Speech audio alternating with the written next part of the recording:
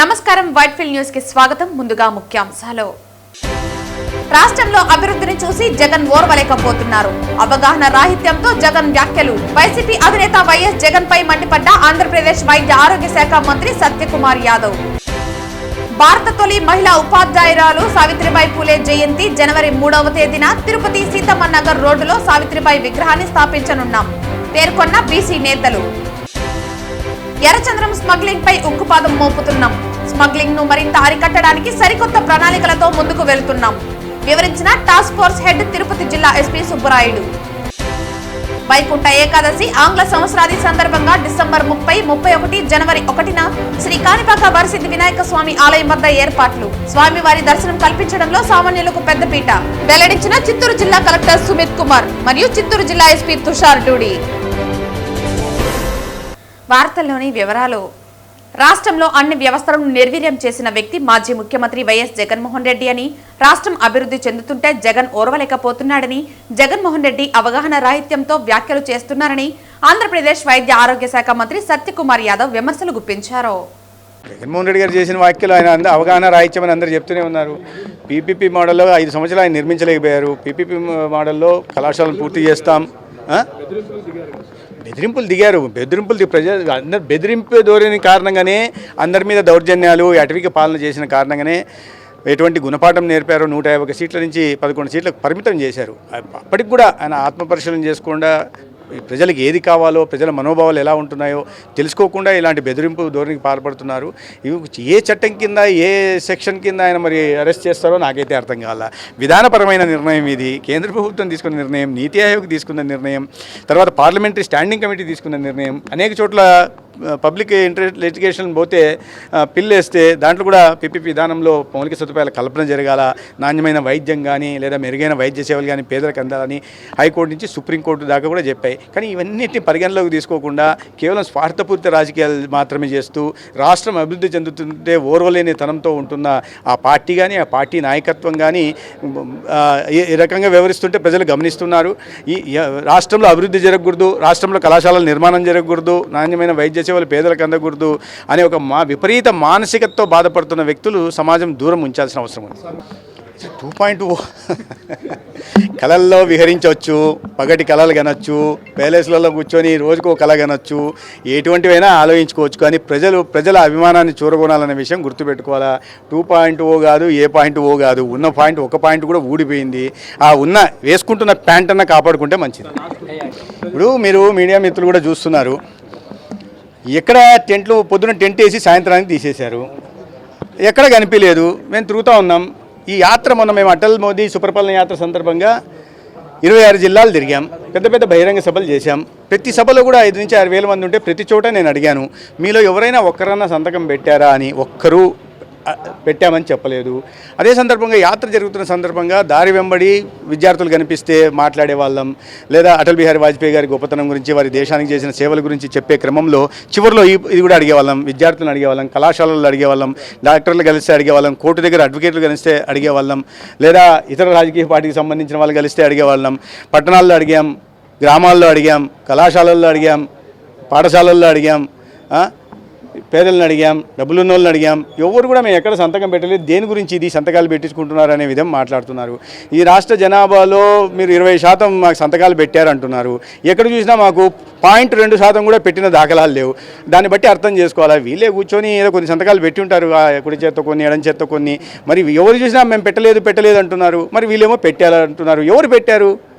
పెట్టిన దాఖలాలు లేవు. మరి వారికి ఏమైనా తెలియకుండా, వారికి ఏమన్నా వారు కొత్తగా ప్రేతాత్మల్ని, భూత ప్రేతాలని, ఆత్మల్ని పెంచుతున్నారా? వాటిని సంతకాలు పెట్టిస్తున్నారా? మరి జగన్మోహన్ రెడ్డి గారు సమాధానం చెప్పాలి. భారత తొలి మహిళా ఉపాధ్యాయురాలు సావిత్రిబాయి పూలే జయంతి జనవరి 3న తిరుపతి సీతమ్మ నగర్ రోడ్డులో సావిత్రిబాయి విగ్రహాన్ని స్థాపించనున్నట్లు బీసీ నేతలు పేర్కొన్నారు.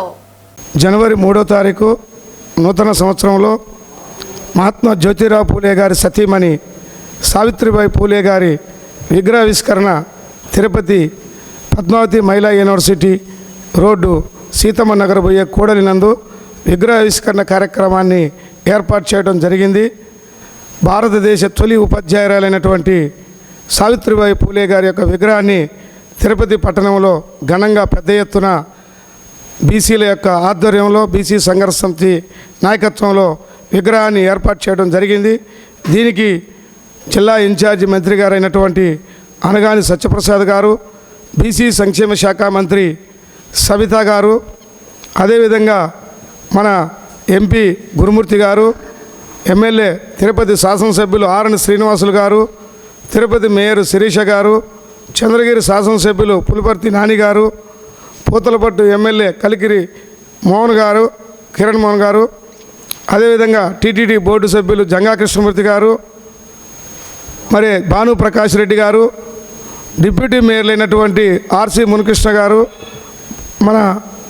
అతను ముద్రనారాయణ గారు, అందరూ కూడా ఇక పెద్ద ఎత్తున ఈ యొక్క కార్యక్రమానికి హాజరవుతున్నారు.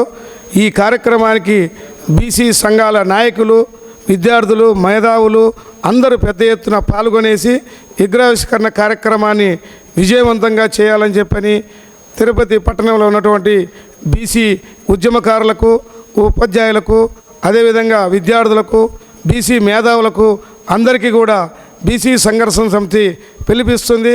బీసీ సంఘర్షణ సమితి ఆధ్వర్యంలో అనేక కార్యక్రమాలు ఈ తిరుపతి పట్టణంలో, తిరుపతి జిల్లాలో చేయడం జరిగింది. కాబట్టి బీసీ సోదరులందరూ కూడా జనవరి 3వ తారీఖు విగ్రహావిష్కరణ కార్యక్రమం ఉదయం 10 గంటలకు పెద్ద ఎత్తున బీసీ కుల సంఘాల నాయకత్వంలో భారీ ఎత్తున తరలి రావాలని చెప్పని ఈ సందర్భంగా బీసీ సంఘర్షణ సమితి పిలుపునిస్తుంది. మొట్టమొదటి భారతదేశపు ఉపాధ్యాయురాలు. ఆవేళ ఈరోజు కేవలం ఆమె ఒక బీసీలకు సంబంధించిన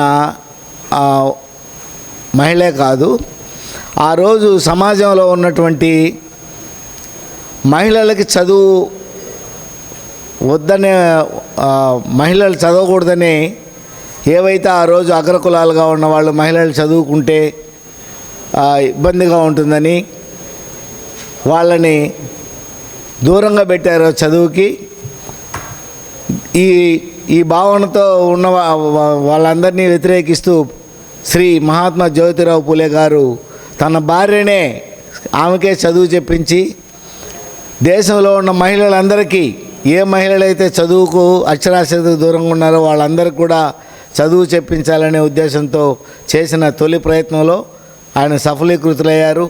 అనేక ఇబ్బందులు ఎదుర్కొన్నారు సమాజంలో అగ్రకులాల వారి చేత. అటువంటి తొలి మహిళా ఉపాధ్యాయురాలైనటువంటి ఆమె విగ్రహావిష్కరణ మన తిరుపతిలో చేసుకోవడం చాలా ఆనందం. కాబట్టి తిరుపతిలో ఉన్న మహిళలు అందరూ కూడా ఆ కార్యక్రమానికి ఇచ్చేసి ఆ కార్యక్రమాన్ని జయప్రదం చేయవలసిందిగా కోరుచున్నాం. మాజీ సీఎం జగన్ కాపీల చదువులతో ఎదిగి రాజకీయాలలో నిసాని పాలనతో రాష్ట్రాన్ని అప్పులపాలు చేశారని బీజేపీ నేతలు వైకాపా పాలనపై విమర్శలు గుప్పించారు. రాష్ట్రంలో జగన్మోహన్ రెడ్డి గారు అధికారం కోల్పోయిన తర్వాత అతన్ని ఎక్కడ మర్చిపోతుందో ఈ సమాజం, సంక్షేమ పథకాలు కానీ, అభివృద్ధి కానీ, లేకంటే లా అండ్ ఆర్డర్ కానీ, ప్రపంచంలో పేరెన్నిక పొందినటువంటి సంస్థలన్నీ కూడా ఆంధ్ర వైపు చూస్తున్నటువంటి తరుణంలో నేను కూడా ఉన్నాను అని చెప్పి, లేకంటే దాని మీద ఓర్చుకోలేనటువంటి తనంతో విషప్రచారం చేసేటువంటి ప్రయత్నంలో భాగంగా జగన్మోహన్ రెడ్డి గారు వారానికి ఒకరోజు బెంగళూరు ప్యాలెస్ నుంచి రావడము, ఒక కట్టుకథను తీసుకొచ్చి అల్లేటువంటి ప్రయత్నం చేయడం, ప్రజల్లో ఒక విష ప్రచారాన్ని వ్యాప్తి చేసేటువంటి ప్రయత్నం చేసే దానిలో భాగంగా ఆంధ్రప్రదేశ్లో ఈ ప్రభుత్వం తీసుకొచ్చినటువంటి వైద్య రంగంలో అనేక రకాలైనటువంటి మార్పులు, వైద్య రంగంలో సంస్కరణలు, వైద్య రంగంలో ప్రజలకు మెరుగైనటువంటి సేవల కోసం పీపీపీ మోడల్లో వైద్య కళాశాలలు ఏర్పాటు చేయాలనేటువంటి ఆలోచనకు రావడం ఏదైతే ఉందో దాని మీద జగన్మోహన్ రెడ్డి గారు విష ప్రచారాన్ని మొదలుపెట్టారు. జగన్మోహన్ రెడ్డి గారు విష ప్రచారం మొదలుపెట్టి ఆయన రాజకీయాల్లో తన యొక్క వాళ్ళ నాన్నగారు ముందు సమాధానం చెప్పాల్సింది ఎప్పుడంటే జగన్మోహన్ రెడ్డి గారు వాళ్ళ నాన్నగారు కూడా గతంలో మనందరం కూడా చూసాం, విద్యా సంస్థల్లో విద్యార్థులందరికీ కూడా రియంబర్స్మెంట్ ఇచ్చేటువంటి విధానం మొదలుపెట్టాడు. అతను రాజకీయాల్లోకి ప్రవేశించినటువంటి తరుణంలోనే ఫీజు రియంబర్స్మెంట్కి సంబంధించి వాళ్ళ నాన్నగారు ఆ విధానాన్ని తీసుకొచ్చారు. ప్రభుత్వ పాఠశాలలో కాకుండా ప్రైవేటు పాఠశాలకు కూడా ఫీజు రియంబర్స్మెంట్ విధానం తీసుకొచ్చాడు. దానిని ఏమన్నాము?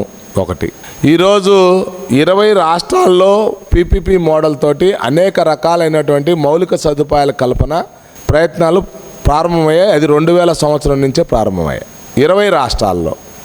దాన్ని జగన్మోహన్ రెడ్డి గారు ఏ విధంగా వ్యతిరేకిస్తాడా, సమర్థిస్తాడా?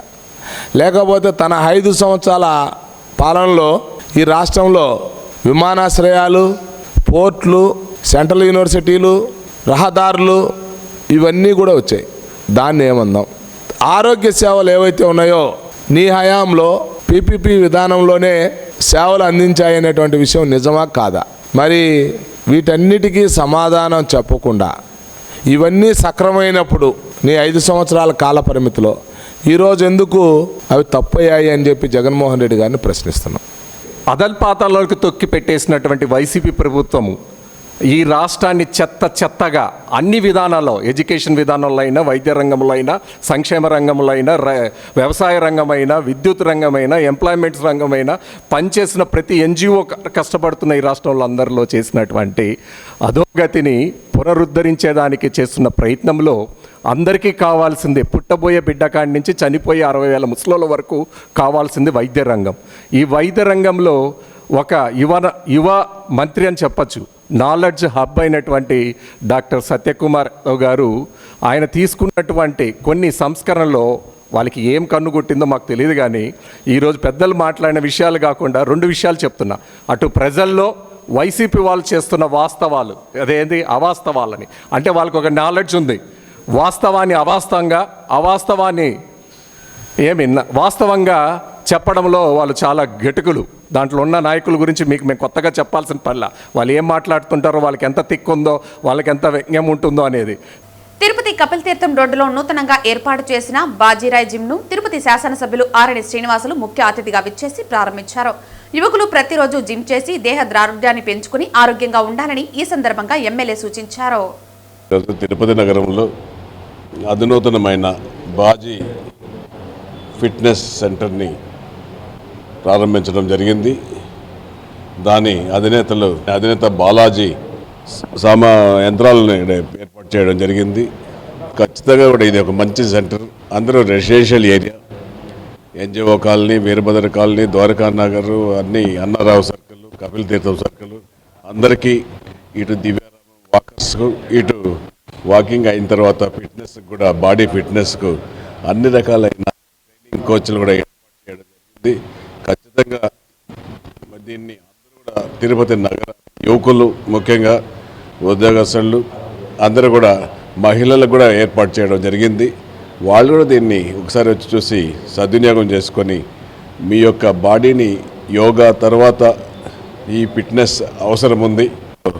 ఈరోజు కేటీ రోడ్లోని బాజీరాయ్ ఫిట్నెస్ అనే ఫిట్నెస్ జిమ్లో ఈ ఎక్విప్మెంట్స్ అనేది మనకి స్పెయిన్ అండ్ తైవాన్ నుంచి వచ్చింది. అన్ని అడ్వాన్స్డ్ ఎక్విప్మెంట్స్. అండ్ మేము కేటీ రోడ్లో ఫెడరల్ బ్యాంక్ పైన 3rd and 4th ఫ్లోర్లో పెట్టాము. 3rd ఫ్లోర్లో కార్డియో సెక్షన్ పెట్టాము. 4th ఫ్లోర్లో స్ట్రెంత్ సెక్షన్ పెట్టాము. నియర్లీ 5,000 స్క్వేర్ ఫీట్స్లో మనం ఎక్విప్మెంట్ పెట్టాము. ఇవాళ కేటీ రోడ్లో బాజీరాయ్ ఫిట్నెస్ సెంటర్ ఓపెన్ చేయడం జరిగింది. మేము ఇక్కడ ఈ ఎక్విప్మెంట్ మొత్తం స్పెయిన్, తైవాన్ నుంచి తెప్పించాము. మేము ఫెడరల్ బ్యాంక్ పైన 3rd and 4th ఫ్లోర్లో జిమ్ ఓపెన్ చేసాము. 3rd ఫ్లోర్ మొత్తం కార్డియోకి, 4th ఫ్లోర్ మొత్తం మజిల్ గెయిన్కి మొత్తం పెట్టాము. మేము అందరూ వచ్చి ఇక్కడికి వచ్చి ఆరోగ్యాన్ని బాగా చూసుకోవాలని, మంచి ఎక్విప్మెంట్ ఉంది, యూటిలైజ్ చేసుకోవాలని ప్రార్థిస్తున్నాము. మీరందరూ ఇక్కడికి వచ్చి ఒకసారి చూసి ఇదంతా మీకు నచ్చితే మీరు జాయిన్ అయ్యి, మన దగ్గర మంచి స్కీమ్స్ ఉన్నాయి. 3 months, 6 months, 12 months స్కీమ్స్ ఉన్నాయి. ఈ ప్లాన్స్లో మీకు అనుకూలమైన ప్లాన్స్ తీసుకొని, మన దగ్గర పర్సనల్ ట్రైనర్స్ ఉన్నారు, అన్నీ చూసుకొని మన ఆరోగ్యం అంతా బాగా చూసుకోవాలని కోరుకుంటున్నాను. మీరందరూ ఇక్కడ రావాలని కోరుకుంటున్నాం. ప్రైస్ ఎలా ఉంటుందండి? ప్రైస్ అంతా అఫోర్డబుల్ ప్రైస్ అన్న. ఇంట్రడక్టరీ ప్రైస్ అనేది ఉంది. ఇంట్రడక్టరీ ప్రైస్ ప్రజెంట్ 12,999 నుంచి స్టార్ట్ అవుతుంది. 6 months ప్లాన్. స్టూడెంట్స్కి అది ఇంకొద్దిగా ఆఫర్స్ అని ఇనిషియల్గా 20% డిస్కౌంట్ పెట్టాము. ఇలా లాకర్ సెషన్స్ అన్నీ ఉన్నాయి, సేఫ్టీ ఉంది. ఫీమేల్కి, జెంట్స్కి సపరేట్ రూమ్స్ ఉన్నాయి, చేంజింగ్ రూమ్స్ ఉన్నాయి, వాష్రూమ్స్ ఉన్నాయి. మొత్తం అంతా సూపర్ మెయింటైన్ చేస్తున్నాం. తిరుపతిలో వన్ ఆఫ్ ద బెస్ట్ జిమ్స్గా మన జిమ్ ఓపెన్ చేసాం. మీరందరూ వచ్చి ఒకసారి విచ్చేసి చూసి మీకు నచ్చినట్టయితే మీరందరూ జాయిన్ అవ్వాలని కోరుకుంటున్నాం. గత ఏడాది కాలంలో ఎర్రచందనం స్మగ్లింగ్ ను చాలా వరకు కట్టడి చేయగలిగామని టాస్క్ ఫోర్స్ హెడ్ తిరుపతి జిల్లా ఎస్పీ సుబ్బరాయుడు వెల్లడించారు. ఎర్రచందనం స్మగ్లింగ్ పై ఉక్కుపాదం మోపుతున్నామని, మరింతగా అరికట్టడానికి సరికొత్త ప్రణాళికలతో ముందుకు వెళుతున్నామని, అలాగే గత ఏడాది అధికారంలో టాస్క్ ఫోర్స్ చేపట్టిన ఆపరేషన్ వివరాలు ఎస్పీ వివరించారు. గత సంవత్సర కాలంలో రెడ్ శాండల్ టాస్క్ ఫోర్స్ నుండి దాదాపుగా రిమార్కబుల్ అచీవ్మెంట్స్ జరిగింది. ముఖ్యంగా 64 కేసెస్ రిజిస్టర్ చేస్తూ దాదాపు 263 మెంబర్స్ని అరెస్ట్ చేయడం జరిగింది. గత 8 సంవత్సరాలుగా తప్పించుకొని తిరుగుతున్న 52 మంది స్మగ్లర్స్ని అరెస్ట్ చేశారు. దాదాపు ఈ సంవత్సర కాలంలో 47 కోట్ల విలువైన 35.5 టన్నుల బరువు గల ఎర్రచందనాన్ని మరియు 63 వెహికల్స్ని స్వాధీనం చేసుకొని సీజ్ చేయడం జరిగింది. ఇందులో రిపీటెడ్గా హ్యాబిచువల్గా ఎవరైతే అఫెన్సెస్లో ఇన్వాల్వ్ అవుతున్నారో వారిపై పీడాట్కు పెట్టడం కూడా జరిగింది. ముఖ్యంగా రెడ్ శాండల్ని ఇల్లీగల్ ట్రాన్స్పోర్టేషన్ని కంట్రోల్ చేయాలనే ఒక ప్రధాన ధ్యేయంతో రెడ్ శాండల్ టాస్క్ ఫోర్స్ మరియు ఫారెస్ట్ విభాగాలు రెండు కలిసి పూర్తిగా సహకరించుకొని పనిచేయడం జరిగింది ఈ సంవత్సరం. ఇందులో ముఖ్యంగా ఇంటర్స్టేట్ ఆపరేషన్స్ని చాలా కోఆపరేషన్తో పూర్తిగా ఛేదించడం జరిగింది. అదేవిధంగా ఈ సంవత్సరం దాదాపు కోర్ట్ మానిటరింగ్ సిస్టమ్ని పూర్తిగా ఎఫెక్టివ్గా పనిచేయడం వలన 88% కన్విక్షన్ని సాధించడం జరిగింది. 2024లో ఉన్న 33% కన్విక్షన్ నుండి 25లో ఈరోజు 88% కన్విక్షన్ని సాధించడం జరిగింది. టోటల్గా 25 కేసెస్లో కన్విక్షన్ని తీసుకురావడం జరిగింది. ఇప్పుడు ఏదైతే కోఆపరేషన్స్తో మన రెడ్ శాండల్ స్మగ్లింగ్ అరికట్టడానికి పనిచేస్తున్నామో దీంట్లో భాగంగా టాస్క్ ఫోర్స్ ఇప్పుడు ఏదైతే పర్ఫార్మెన్స్ చూపించారో దాంట్లో భాగంగా ఇప్పుడు ఫారెస్ట్ పోలీస్ డిపార్ట్మెంట్ కూడా దాదాపు 7 జిల్లాల నుంచి ఫిగర్స్ ఉన్నాయి. సో 114 కేసెస్లు రిజిస్టర్ చేయడం జరిగింది. 82 అఫెండర్స్ని అరెస్ట్ చేశారు. 72 వెహికల్స్ని సీజ్ చేశారు. అండ్ 36 టన్నులు వుడ్ సీజ్ చేయడం జరిగింది ఈ ఫైనాన్షియల్ ఇయర్లో. అదేవిధంగా ఏదైతే మన డిప్యూటీ సీఎం గారు వచ్చి మీటింగ్ పెట్టిన తర్వాత ఇమీడియట్గా ఒక ప్రొటెక్షన్ సెల్ ఒకటి ఏర్పాటు చేశాం తిరుపతిలో. దానికి డిఎఫ్ఓ ఫ్లయింగ్ స్క్వాడ్ నోడల్ ఆఫీసర్గా పెట్టి అక్కడ ఒక కంట్రోల్ రూమ్ అన్నీ కూడా ఏర్పాటు చేయడం జరిగింది. సో కంప్లీట్గా 7 డిస్ట్రిక్ట్స్ సంబంధించిన కోఆర్డినేషన్స్ అన్నీ కూడా డైలీ బేసిస్లో ఆ ప్రొటెక్షన్ సెల్ నుంచి ఇప్పుడు కోఆర్డినేషన్ చేయడం జరుగుతుంది. అదేవిధంగా కంబైన్డ్ డేటాబేస్ కూడా ఏదైతే పోలీస్ ఫారెస్ట్ అండ్ టాస్క్ ఫోర్స్లో కేసెస్ రిజిస్టర్ అవుతున్నాయో కంబైన్డ్ డేటాబేస్ కూడా రెడీ చేస్తున్నాము. దానివల్ల మనకి మల్టిపుల్ టైమ్ అఫెండర్స్ అన్నది మనకు ఈజీగా తెలుస్తుంది. ప్రతి సంవత్సరం ఆంగ్ల సంవత్సరాది జనవరి 1న పురస్కరించుకుని శ్రీ కాణిపాక వరసిద్ధి వినాయక స్వామి ఆలయం వద్ద ఏర్పాట్లు పూర్తి చేస్తామని చిత్తూరు జిల్లా కలెక్టర్ సుమిత్ కుమార్ పేర్కొన్నారు. వైకుంఠ ఏకాదశి ఆంగ్ల సంవత్సరాది సందర్భంగా శ్రీ కాణిపాక వరసిద్ధి వినాయక స్వామి ఆలయం వద్ద ఏర్పాట్లపై శనివారం కాణిపాక ఆలయ ఆవరణలోని ప్రత్యేక సమావేశ మందిరంలో జిల్లా ఎస్పీ తుషార్ డూడి, పూతలపట్టు ఎమ్మెల్యే కలికిరి మురళీమోహన్, ఆలయ ఈవో పెంచల కిషోర్, ఆలయ చైర్మన్ మణినాయుడులతో కలిసి వివిధ ప్రభుత్వ శాఖల జిల్లా అధికారులతో జిల్లా కలెక్టర్ సమన్వయ సమావేశం నిర్వహించారు. ఈ సందర్భంగా కలెక్టర్ మాట్లాడుతూ ప్రతి సంవత్సరం ఆంగ్ల సంవత్సరాది జనవరి 1న శ్రీ కాణిపాకం వరసిద్ధి వినాయక స్వామి దర్శనానికి భారీ ఎత్తున భక్తులు రావడం జరుగుతుందని, అందుకు అనుగుణంగా ఏర్పాట్లు పూర్తి చేయాలని ఆలయ అధికారులను ఆదేశించినట్లు తెలిపారు. అనంతరం ఎస్పీ మాట్లాడుతూ ఆంగ్ల సంవత్సరాదికి ఆలయం వద్ద చిత్తూరు డీఎస్పీ ఆధ్వర్యంలో పటిష్ట బందోబస్తు ఏర్పాట్లు చేస్తామన్నారు. వీటితో పాటు ట్రాఫిక్ సమస్యలు తలెత్తకుండా ఉండేలా చర్యలు తీసుకుంటామన్నారు. అనంతరం పూతలపట్టు ఎమ్మెల్యే మాట్లాడుతూ గత అనుభవాల దృష్ట్యా ఆంగ్ల సంవత్సరాదికి శ్రీ కాణిపాక వరసిద్ధి వినాయక స్వామి వారి ఆలయం వద్ద ఏర్పాట్లు చేస్తున్నామన్నారు. ఇందుకు సంబంధించి జిల్లా కలెక్టర్ ఆధ్వర్యంలో అన్ని విభాగాల అధికారులతో సమన్వయ సమావేశం ఏర్పాటు చేయడం జరిగిందన్నారు. ఈ సమన్వయ సమావేశంలో అడిషనల్ ఎస్పీ, చిత్తూరు ఆర్డీఓ, జిల్లా అధికారులు, ఆలయ కమిటీ బోర్డు మెంబర్లు, ఆలయ అధికారులు, అర్చకులు తదితరులు పాల్గొన్నారు. అందరికీ తెలుసు, ప్రతి సంవత్సరం 1 జనవరి సందర్భంగా హెవీ రష్ వస్తుంది. ఎక్కువ మంది వస్తారు స్వామివారి దర్శనం కోసం. సో కరెక్ట్ అరేంజ్మెంట్ ఉండాలి, భక్తులకి కరెక్ట్గా సర్వీస్ అందరూ ఇవ్వాలి. ఈ సందర్భంగా ఇక్కడికి రావడం జరిగింది. ఒక కోఆర్డినేషన్ మీటింగ్ వివిధ శాఖ అధికారులతో ఏర్పాటు చేయడం జరిగింది. అన్ని పాయింట్స్ డీటెయిల్గా డిస్కస్ చేశాము. 30, 31 ఫస్ట్ ఈ 3 రోజు అందరూ అలర్ట్గా ఉండాలి. Crowd management, queue management, APSRTC bus service management, electricity service management మరియు లైటింగ్ వ్యవస్థ, ఆరోగ్యం వ్యవస్థ, రోడ్స్, బిల్డింగ్స్, సేఫ్టీ అరేంజ్మెంట్స్, అన్ని ఫెసిలిటీస్ అన్ని శాఖలు బేసిక్లీ కరెక్ట్గా పనిచేయాలి. ఈ సందర్భంగా డీటెయిల్డ్ ఇన్స్ట్రక్షన్స్ ఇవ్వడం జరిగినాయి. ఈ న్యూ ఇయర్ సందర్భంగా కోఆర్డినేషన్ మీటింగ్ చేయడం జరిగింది. దాంట్లో పోలీస్ తరఫు నుండి ఎలాంటి ఏర్పాట్లు చేస్తున్నాము అది మన తరఫు నుండి మేము చెప్పాము. ఇంకా ఏమేమి చేయాలి, ఏం కోఆర్డినేషన్స్ ఉన్నాయి అది కూడా చెప్పడం జరిగింది. ఒక పర్ఫెక్ట్గా కోఆర్డినేషన్ చేసుకొని జాయింట్ కమాండ్ అండ్ కంట్రోల్ పెట్టుకొని ట్రాఫిక్ ఇష్యూస్ లేకుండా, పార్కింగ్ ఇష్యూస్ లేకుండా ఎంత తక్కువ టైంలో కామన్ పబ్లిక్కి చక్కగా దర్శనం చేసుకొని కంప్లీట్ చేయాలి. ఆ రకంగా అన్ని డిపార్ట్మెంట్స్ ఒక వార్ ఫూటింగ్లో పని చేస్తాము. అండ్ మన తరఫు నుండి డిఎస్పి చిత్తూరు ఆధ్వర్యంలో బందోబస్తు ప్లాన్ చేసుకొని ఖచ్చితంగా ఈ న్యూ ఇయర్ రిలేటెడ్ ఏ ఏర్పాట్లు చేయాలి దాంట్లో సక్సెస్ఫుల్గా చేస్తాం. ఇప్పుడు డిఎస్పి గారు ఆధ్వర్యంలో అరౌండ్ 200 ఇనిషియల్గా ప్లాన్ చేస్తున్నాము. ఇంకా కొంతమంది రిజర్వ్ కూడా పెడతాము. ఒక 29th ఆ డేట్లో 30th రష్ చూసుకొని వి విల్ ఫర్దర్ ఇంక్రీజ్. అదేవిధంగా నూతన ఆంగ్ల సంవత్సరం తొలి రోజు అత్యధిక మంది ఆలయానికి వచ్చే అవకాశం ఉందని గత అనుభవాల దృష్ట్యా ఈరోజు అధికారులందరూ కలిసి సమావేశం ఏర్పాటు చేసుకోవడం జరిగింది.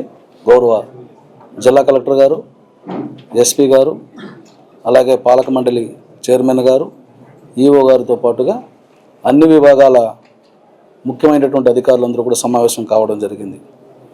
గతంలో 50 నుంచి 60 వేల వరకు జనవరి 1 రోజు సోమవారం దర్శించుకున్నట్టుగా లెక్కలు చెబుతున్నాయి. కాబట్టి ఈసారి వైకుంఠ ఏకాదశి కూడా కలిసి వస్తుంది, సెలవులు కూడా ఉన్నాయి కాబట్టి ఎక్కువ మంది వచ్చే అవకాశం ఉందన్నటువంటి ఆలోచనతో ఎలాంటి ఏర్పాట్లు చేయాలని ఒక రివ్యూ సమావేశం నిర్వహించడం జరిగింది. ఎంతమంది భక్తులు వచ్చినా 60,000 కాదు, 70,000 కాదు, ఇంకా మించి వచ్చినా, ఎంతమంది విఐపీలు వచ్చినా వారందరికీ సంతృప్తికరమైనటువంటి సౌకర్యవంతమైనటువంటి దర్శనం కల్పించాలనేది ఈ సమావేశం యొక్క తీర్మానం. ఈ రోజు తిరుపతి పార్లమెంటు కార్యదర్శిగా నియమింపబడిన జేడబ్ల్యూ విజయ్ కుమార్ ని మున్సిపల్ కార్పొరేషన్ డిప్యూటీ మేయర్ చంబర్నందు అతనికి డిప్యూటీ మేయర్ ఆర్సీ మునికృష్ణ శాలువాలతో సత్కరించి శ్రీవారి చిత్రపటం ఇచ్చి సన్మానం చేయడం జరిగింది. ఈ సందర్భంగా ఆయన మాట్లాడుతూ విజయ్ కుమార్ గతంలో కూడా 2002లో కౌన్సిలర్ గాను అలాగే నగర అధ్యక్షుడిగాను పనిచేసిన అనుభవం దృష్ట్యా ఈ రోజు చంద్రబాబు నాయుడు గుర్తించి అతనికి తిరుపతి పార్లమెంటు కార్యదర్శిగా అవకాశం ఇవ్వడం చాలా సంతోషకరమన్నారు. కష్టపడిన ప్రతి నాయకుడికి తెలుగుదేశం పార్టీ గుర్తించి తగిన స్థానం కల్పిస్తుంది అనడానికి విజయ్ కుమారే ఉదాహరణని అన్నారు. ఈ కార్యక్రమంలో సుబ్బు యాదవ్, జగ్గా, పెంచులయ్య, నాగప్రతాప్, రామచంద్రారెడ్డి, దిలీప్ కుమార్, బాలసుబ్రహ్మణ్యం, మధు తదితరులు పాల్గొన్నారు. తిరుపతి తెలుగుదేశం పార్టీలో తిరుపతి పార్లమెంటరీ కార్యదర్శిగా వేసిన జేడబ్ల్యూ విజయ్ కుమారు చాలా సీనియర్ తెలుగుదేశం పార్టీ నాయకులు. గతంలో ఇతను సిటీ ప్రెసిడెంట్గాను, దానికి ముందు 2002లో కౌన్సిలర్గాను పనిచేసి పార్టీకి ఎనలేని కృషి చేశాడు. దానికి గుర్తించి ఈరోజు నారా చంద్రబాబు నాయుడు గారు అలాగే రాష్ట్ర అధ్యక్షులు అందరూ కలిసి అతనికి తిరుపతి పార్లమెంటరీ కార్యదర్శిగా ఇవ్వడం చాలా సంతోషకరం. ఈరోజు అందరం కలిసి పార్టీ కష్టపడి జేడబ్ల్యూ విజయ్ కుమార్ గారు ఇంకా పార్టీకి కష్టపడి ఉన్నత పదవుల్లోకి వెళ్ళాలని ఆ కలియుగ వెంకటేశ్వర స్వామి మరియు తిరుపతి తాతయ్య గుంట గంగమ్మ తల్లి ఆశీర్వాదాలు వాళ్ళకు ఉండాలని మనస్ఫూర్తిగా కోరుకుంటూ విజయ్ కుమార్ గారు కష్టపడి కష్టాన్ని గుర్తించి ఈరోజు తెలుగుదేశం పార్టీ పార్లమెంటరీ కార్యదర్శి ఇవ్వడం చాలా సంతోషకరం. అందరం కష్టపడి తిరుపతి తెలుగుదేశం పార్టీని అభివృద్ధిలోకి నడుపుతామని కోరుకుంటూ నమో వెంకటేశ్వర. ప్రతి శనివారం ఉదయం తిరుపతి పురవీధులు గోవింద నామాలతో మారుమోగుతున్నాయి. శ్రీ వెంకటేశ్వర స్వామి కొలువైన తిరుపతి క్షేత్రంలో అడుగడుగున భక్తిభావం పెంపొందించాలన్న సంకల్పంతో స్థానిక భజన మండలి కళాకారులు శ్రీవారికి ఎంతో ఇష్టమైన ధనుర్మాసంలో శనివారం రోజున నగర సంకీర్తన చేస్తున్నారు. 100 మందికి పైగా భజన మండలి కళాకారులు ప్రతి శనివారం ఉదయం 5 గంటలకి సాంప్రదాయ వస్త్రాలతో నుదుటిపైన గోవిందనామాలతో స్థానిక గోవిందరాజస్వామి ఆలయం వద్దకు చేరుకుంటున్నారు. అక్కడి నుంచి మేళల తాళాలు మంగళ వాయిద్యాల నడుమ తిరువీధులలో నగర సంకీర్తన చేస్తూ నగరంలో ఆధ్యాత్మిక శోభను తీసుకువస్తున్నారు. నగర సంకీర్తన అనంతరం భక్తులకు అన్నప్రసాదాలు పంపిణీ చేశారు. ఈ కార్యక్రమంలో నగర సంకీర్తన మండలి సభ్యులు గుండాల గోపీనాథ్, వాసుదేవరెడ్డి, రాజశేఖర్ రెడ్డి, మేకల గంగయ్య, నరసింహారెడ్డి తదితరులు పాల్గొన్నారు. ఏడుకొండల స్వామి వెంకటేశ్వర స్వామి గోవిందా గోవిందా గోవిందా.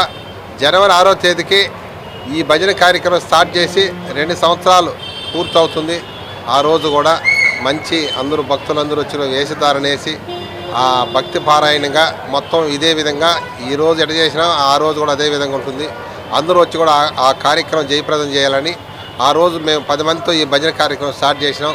ఈరోజు 75 మంది 80 మంది భక్తులు రావడం చాలా సంతోషం. అట్లా అది 100 మందికి రావాలని ఆ భగవంతుని కోరుకుంటూ నేను నాకు ఇచ్చిన అవకాశం సెలవు తీసుకున్నాను. ఏర్పేడు మండలం వికృతమాలె పంచాయతీ పరిధిలోని నీలాద్రి అపార్ట్మెంట్ ను డెవలప్మెంట్ చేయాలని రాష్ట్ర ప్రభుత్వాన్ని అధికారులను సిపిఐ జాతీయ నాయకులు డాక్టర్ నారాయణ డిమాండ్ చేశారు. వికృతమాల పంచాయతీలో ఉన్నటువంటి ఈ ప్రభుత్వ కాలనీ నీలాద్రి కాలనీ ఇన్ఫ్రాస్ట్రక్చర్ బాగుంది. ఫస్ట్ గవర్నమెంట్ టీడీపీ వచ్చినప్పుడు దీన్ని ప్లాన్ చేశారు 2015. స్ట్రక్చర్ బాగుంది, రోడ్లు బాగున్నాయి, ఇండ్లు కూడా బాగానే కట్టించారు. కానీ అన్నీ ఉన్న అల్లుడు అన్నట్టుగా దాన్ని మెయింటెన్స్ లేకుండా పోయింది. అందువల్ల ప్రజలు జీవించేటువంటి అవకాశం లేకుండా పోయింది. కరెంట్ సరిగా లేదు, తర్వాత మెయింటెనెన్స్ సరిగా లేదు, బస్సు సౌకర్యం లేదు. పిల్లలంతా పాపాడిపేట పోయి ప్రైవేట్ స్కూల్ చదువుతున్నారు. ఈడేమో స్కూల్ భవనం బ్రహ్మాండంగా ఉంది, ఎక్కడ అంత మంచి భవనం లేదు.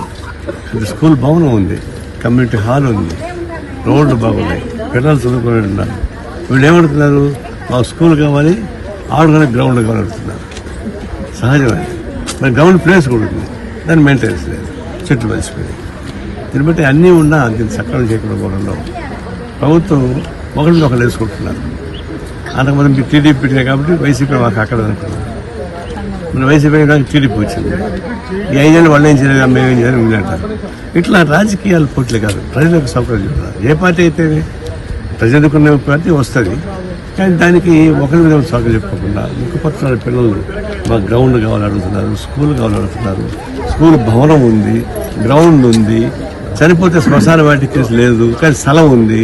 కాబట్టి అన్నీ ఉన్నాయి. శ్మశాన వాటికి స్థలం ఉంది, ప్రమాణం కట్టే బిల్డింగ్ ఉంది, స్కూల్ బిల్డింగ్ ఉంది, కమ్యూనిటీ హాల్ ఉంది, గ్రౌండ్ ఉంది. దీని చక్కగా ఉంటే ప్రజలు ఆడుకుంటారు బాగా. అందువల్ల ఇది నేను ప్రభుత్వ అధికారులకు విజ్ఞప్తి చేసేదంటే అన్నీ ఉన్న తర్వాత దీన్ని సరి చేయలేకపోతాం. రెండవది ఏంటంటే కాపురం చేయాలంటే ఇది సౌకర్యం, ట్రాన్స్పోర్ట్ సౌకర్యం లేదు. ఆటో ఎప్పుడో వస్తుంది, అది ఆటో అంటే 50 రూపాయలు 100 రూపాయలు తీసుకుంటారు, అంత శక్తి ఉండదు. రాత్రి పగలు ప్రాబ్లం ఉంటుంది. అందులో బస్సు సౌకర్యం, తర్వాత శ్మశాన వాటిక, స్కూల్ గ్రౌండ్, స్కూలు ఇవన్నీ ఉంటే పిల్లలు బ్రహ్మాండంగా డెవలప్ కాలనీ కాబట్టి తరచు చేయమని చెప్తున్నాం. ఒకవేళ ఆలస్యం అయితే ఈ పిల్లలందరూ తీసుకుని పోయి కలెక్టర్ ఆఫీస్లో పడుకోబడతాం. రాత్రి బాబులు అక్కడే అన్నది ఆడే పడుకుంటారు పిల్లలంతా. ఆ విధంగా చేయాల్సి వస్తుంది. ఆ విధంగా దానికి రానియకుండా జాగ్రత్త పడతాను ఆలోచిస్తుంది. రేణిగుంట రైల్వే పోలీస్ పరిధిలో జరిగిన చోరీ కేసును రైల్వే పోలీసులు విజయవంతంగా ఛేదించారు. Divisional security railway police Tirupati SR Harshita ఆదేశాల మేరకు IRP Renigunta Yatendra, railway police SI Madhusudan, RP SI Dharmender Raju ఆధ్వర్యంలో ప్రత్యేక బృందాలు ఈ కేసును దర్యాప్తు చేశాయి. ఈ సందర్భంగా శనివారం రేణిగుంట రైల్వే పోలీస్ స్టేషన్లో ఏర్పాటు చేసిన విలేకరుల సమావేశంలో ఐఆర్పీ యతేంద్ర మాట్లాడుతూ రైళ్లలో ప్రయాణికులను లక్ష్యంగా చేసుకుని చోరీలకు పాల్పడుతున్న ఒక నిందితుడిని అరెస్టు చేసి అతని వద్ద నుంచి సుమారు 4 లక్షల విలువైన బంగారు ఆభరణాలను స్వాధీనం చేసుకున్నట్లు తెలిపారు. అరెస్ట్ అయిన నిందితుడిని ఆనంద్గా గుర్తించామని, అతను తమిళనాడు రాష్ట్రం విల్లుపురం జిల్లా కాశీగ్రామం ఇందిరానగర్ కు చెందిన వాడని తెలిపారు. విచారణలో రైల్వే స్టేషన్లు, రైల్వే కోర్టు ప్రాంగణాల్లో ప్రయాణికులను గమనించి చోరీలకు పాల్పడినట్లు నిందితుడు ఒప్పుకున్నాడని తెలిపారు. నిందితుడిపై గతంలోనూ పలు రైల్వే చోరీల కేసులు నమోదైనట్లు వెల్లడించారు. నిందితుడిపై ఆర్పీఎస్ పరిధిలో పలు సెక్షన్ల కింద కేసు నమోదు చేసి దర్యాప్తు కొనసాగిస్తున్నామని తెలిపారు. త్వరలో అతడిని కోర్టుకు హాజరు పరచనున్నట్లు పోలీసులు తెలిపారు. ఈ కేసు దర్యాప్తులో ఐఆర్పీ, ఆర్పీఎస్ అధికారులు అలాగే ఆర్పీఎఫ్ క్రైమ్ ఇంటెలిజెన్స్ బ్రాంచ్ కీలక పాత్ర పోషించిందని డిఎస్ఆర్పీ అధికారులు పేర్కొన్నారు. ఒక ఖచ్చితమైన సమాచారం మేరకు ఈరోజు రేణుగుంట రైల్వే పోలీస్ స్టేషన్ సిబ్బంది అయినటువంటి మధుసూదను, సో దాంతోపాటు మన ఐపీఎఫ్ సిఐబి చెన్నై గారు అండ్ వాళ్ళ టీంతో కలిసి అజయ్ అనే ఒక ముద్దాయిని మనము ఈరోజు అరెస్ట్ చేసామన్నమాట పుత్తూరు రైల్వే స్టేషన్లో. సో మనకు ఇంట్రాగేషన్లో మనకు తెలిసిందేమంటే ఇతను మనం గత నెలలో యాక్చువల్గా దర్శనానికి అని చెప్పి తిరుమల దర్శనానికి అనే ఒక విచిత్ర అనే ఒక లేడీ దర్శనానికి రావడం అయింది. ఆమె తిరుగు ప్రయాణంలో పాండిచ్చేరికి వెళ్తూ ఉంటే సో ఆమె మెడలో నుంచి ఇతను చైన్ దొంగలిస్తాడు. సో అప్పటి నుంచి ఈ కేసులో క్లూస్ గ్యాదరించి మనం సీసీ కెమెరాస్లో అంతా కూడా వెరిఫై చేసి అప్పటి నుంచి అతని కదలికలపై నిఘా వేశాం. సో నిన్నటి దినము ఐపీఎఫ్ సిఐబి గారి వాళ్ళ సిబ్బంది మరియు ఈ రేణుగుంట మన ఆర్పీఎస్ సిబ్బంది అందరూ కలిసి అతన్ని అరెస్ట్ చేయడమైంది.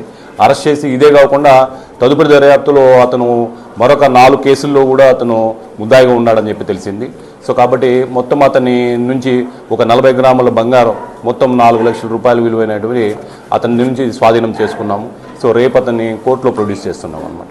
దీనికి సహకరించినటువంటి ఐపీఎఫ్ సిఐబి గారి సిబ్బందికి మరియు మా ఐడి పార్టీ అండ్ ఆర్పీఎస్ సిబ్బందికి కృతజ్ఞతలు తెలుపుకుంటున్నాను. థ్యాంక్ యూ అండి. పలమనేరు సమీపంలో టీటీడీ గోశాలకు Jaggampeta MLA TTD board member Jyothula Nehru ఆధ్వర్యంలో ఉచితంగా ఎండుగడ్డి అందజేశారు. పలమనేరు సమీపంలో టీటీడీ గోశాలకు Jaggampeta MLA TTD board member Jyothula Nehru ఆధ్వర్యంలో ఉచితంగా ఎండుగడ్డి అందజేశారు. శ్రీనివాస సేవా ట్రస్ట్ మరియు జ్యోతుల ఫౌండేషన్ సభ్యులు శనివారం గోశాల అధికారులకు 8 లారీల గడ్డిని అందించారు. అక్కడి రైతులు సైతం ఎండుగడ్డిని ఉచితంగా అందజేశారని వారు తెలిపారు. తిరుపతి గోశాలకు 16 లారీలు, జూ పార్కు 2, పలమనేరుకు 8 మొత్తం 26 లారీల గడ్డిని అందజేసినట్లు తెలిపారు. నమో వెంకటేశాయ. ఈరోజు జ్యోతుల నెహ్రూ ఫౌండేషన్ మరియు శ్రీ శ్రీనివాస సేవా ట్రస్ట్ ఆధ్వర్యంలో జగ్గంపేట నియోజకవర్గం శాసనసభ్యులు అలాగే ప్రస్తుత టీటీడీ బోర్డు మెంబర్ అయిన జ్యోతుల నెహ్రూ గారి ఆధ్వర్యంలో ఈరోజు ఇక్కడికి 8 లారీలు ఎండుగడ్డిని ఉచితంగా పలమనేరులో ఉన్న గోశాలకు పంపించడం జరిగింది. నిన్న బయలుదేరి ఈరోజు ఇక్కడికి రావడం జరిగింది. తీసుకొచ్చి ఇక్కడ టీటీడీ గోశాలకు సంబంధించిన సిబ్బందికి మేము ఈ లారీలని అందించాం. ఇప్పుడు ఇదివరకు తిరుపతి కిందన గల గోశాలకు 16 లారీలు, అలాగే జూ పార్క్ 2 లారీలు 18, ఇప్పుడు 8, 26 లారీలు ఇప్పటికి మనం ఇవ్వడం జరిగింది. ఈ నెహ్రూ గారు మా తొందరలోనే మరో విడతలో 50 పడుకు కూడా ఇక్కడికి ఎండుగడ్డి లారీలని పంపడానికి సిద్ధం చేస్తూ ఉన్నారు. మొత్తం అంతా కూడా ఈ జ్యోతుల నెహ్రూ ఫౌండేషన్, శ్రీనివాస సేవా ట్రస్ట్ వారు మొత్తం ఈ ఖర్చును భరిస్తూ ఇక్కడికి ఫ్రీగా పంపిస్తూ ఉన్నారు. అక్కడ ఎండుగడ్డి రైతులు కూడా ఫ్రీగా ఇవ్వడం జరిగింది. లారీలు కిరాయికి పెట్టి మనం ఇక్కడ వరకు తీసుకురావడం జరిగింది. నా పేరు ఆనంద్ అండి. ఇక్కడ పలమనేరు టీటీడీ గోశాల అగ్రికల్చర్ అసిస్టెంట్గా వర్క్ చేయడం జరుగుతుంది. ఈరోజు మనకు జగ్గంపేట శాసనసభ్యులు శ్రీ జ్యోతుల నెహ్రూ గారు మన పలమనేరు గోశాలలో ఉన్నటువంటి ఆవులకు ఎండుగడ్డిని సరఫరా చేయడం జరిగింది. ఒక 8 లారీల్లో అక్కడి నుంచి ఇక్కడికి తీసుకొచ్చి ఇక్కడ దించే కార్యక్రమం జరుగుతోంది. ఈ విధంగా వారితో పాటు శ్రీనివాస సేవా ట్రస్ట్ అనే వాళ్ళు కూడా కలిసి ఇక్కడికి తీసుకురావడం అనేది ఒక మంచి విషయం. ఇక్కడ మన ఆవులకు ఈ విధంగా ఎండుగడ్డి సప్లై చేస్తున్నారు. దీనికి మేము చాలా హర్షం వ్యక్తం చేస్తున్నాం. వీరు ఇది ఎలా అయితే ఈరోజు సప్లై చేశారో ఇదే విధంగా ముందు రోజుల్లో కూడా ఇక్కడికి తీసుకొచ్చి డొనేషన్ చేస్తామని వాళ్ళు వివరించడం జరిగింది. మేము చాలా ఆనందంగా ఉన్నాం. ఇక్కడ వార్తలు ముగించే ముందు ముఖ్యాంశాలు మరోసారి. రాష్ట్రంలో అభివృద్ధిని చూసి జగన్ ఓర్వలేకపోతున్నారు. అవగాహన రాహిత్యంతో జగన్ వ్యాఖ్యలు. వైసీపీ అధినేత వైఎస్ జగన్ పై మండిపడ్డ ఆంధ్రప్రదేశ్ వైద్య ఆరోగ్య శాఖ మంత్రి సత్యకుమార్ యాదవ్. భారత తొలి మహిళా ఉపాధ్యాయురాలు సావిత్రిబాయి పూలే జయంతి జనవరి 3వ తేదీన తిరుపతి సీతమ్మ నగర్ రోడ్డులో సావిత్రిబాయి విగ్రహాన్ని స్థాపించనున్నాం పేర్కొన్న బీసీ నేతలు. ఎర్రచంద్రం స్మగ్లింగ్ పై ఉక్కుపాదం మోపుతున్నాం. స్మగ్లింగ్ ను మరింత అరికట్టడానికి సరికొత్త ప్రణాళికలతో ముందుకు వెళ్తున్నాం వివరించిన టాస్క్ ఫోర్స్ హెడ్ తిరుపతి జిల్లా ఎస్పీ సుబ్బరాయుడు. వైకుంఠ ఏకాదశి ఆంగ్ల సంవత్సరాది సందర్భంగా డిసెంబర్ 30, 31, జనవరి 1న శ్రీ కాణిపాక వరసిద్ధి వినాయక స్వామి ఆలయం వద్ద ఏర్పాట్లు. స్వామివారి దర్శనం కల్పించడంలో సామాన్యులకు పెద్దపీట వెల్లడించిన చిత్తూరు జిల్లా కలెక్టర్ సుమిత్ కుమార్ మరియు చిత్తూరు జిల్లా ఎస్పీ తుషార్ డూడి. ఈ వార్తలు ఇంతటితో సమాప్తం. తిరిగి వార్తల్లో మళ్ళీ కలుద్దాం. అంతవరకు సెలవు. నమస్కారం.